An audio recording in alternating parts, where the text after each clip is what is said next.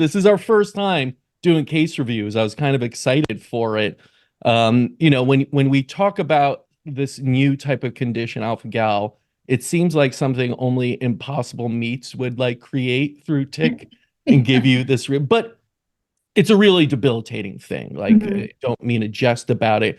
Can you talk about how this specific patient, a young girl, came in and what she was presenting when she came in? Did she already have a diagnosis?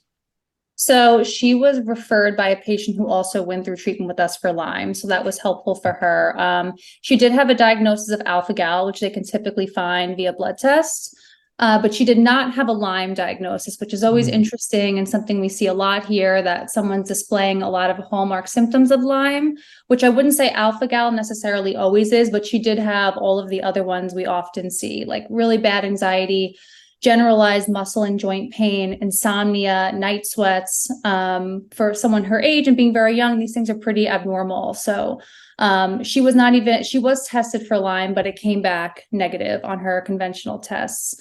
When she made it to us, she had been experiencing some of these symptoms for about 6 months, probably more of like the normal Lyme symptoms, like anxiety, joint pain, stuff like that, had been going on for some time. But the allergy or issues with meat were probably about 6 months by the time she came to us.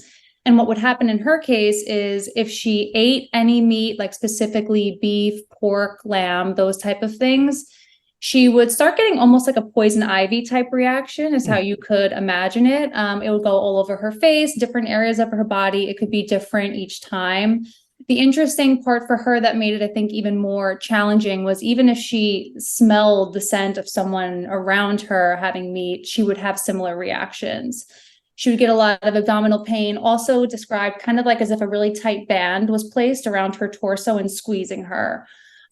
So this was happening to her for about 6 months, and there wasn't really much treatment she was being offered. It was kind of like ride it out and just avoid eating and being around all these meats, which is basically impossible because, then it starts impacting your social life. So this is a good case of reminding us that it's not always just the physical implications, but how socially it affects the whole patient and their whole life. And their family and everything. I mean, this patient, I believe, was from Texas, correct? Mm-hmm. Like the home of barbecue and and all that. Yeah. Like obviously that's a big part of family get-togethers. And you're telling me the conventional approach that you heard probably from the patient, from the parents and everything was just ride it out. Yeah, she wasn't really, she did the antibiotics, Hmm. just to kind of rule out anything because she had been bit by ticks in the past, but it didn't necessarily help her. It was more so, I think, to appease her than them Yeah. really finding a solution for the problem because they didn't diagnose her with Lyme. But yeah, she wasn't really given much to work with. I mean, fortunately, she had known someone that came to us and had a lot of success with their own condition, although he did not experience alpha gal syndrome.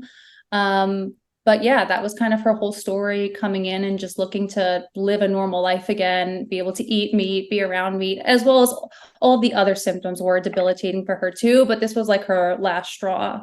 Oh, absolutely. That's got to cause some emotional damage as well to the patient, not knowing if you'll ever live a normal life because meat is all around us as much as you try Yeah. and avoid it. If she's going to have that reaction, just the scent of it being around it, everything changes drastically in this life. So finding Yeah. solutions is very big for someone going through that. Fortunately, she did find the solutions.